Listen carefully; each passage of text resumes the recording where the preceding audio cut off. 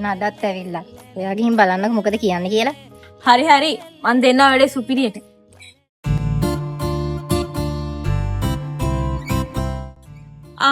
අද මොකද? අද හරියම අර ලස්සනයි නේ. මම මෙච්චර දවස් පස්සෙන් එනවා. එයා මට කැමති නැද්ද පොඩ්ඩක්වත්? මොකක්දනේ යාළුවානේ. පොඩ්ඩක් ටෝක් කරලා දෙන්නකෝ. ඒකි කැමති නෑ බං උඹට.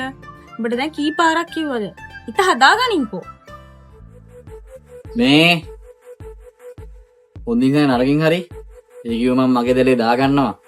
අද බෑ කිව්වට හෙට හරි අනිද්ද හරි නැත්තම් තව 7 වර්ෂ ගාණක් ගිහිල්ලා හරි මය කරගෙන තමයි මම පස්ස බලන්නේ.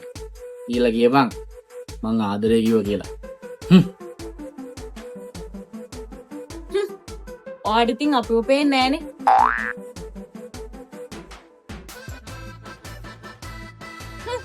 අපි අංහල අපි ආපු ගමන. ඔහොම ඉන්නකෝ. එයා අදවත් මට කැමති කිව්වේ නැද්ද? නෑ බං උඹට පිස්සුද? ණයට රුපියල් 1000ක් ගන්න බැයිද කියලා ඇහුවේ. ෂි පිස්සා.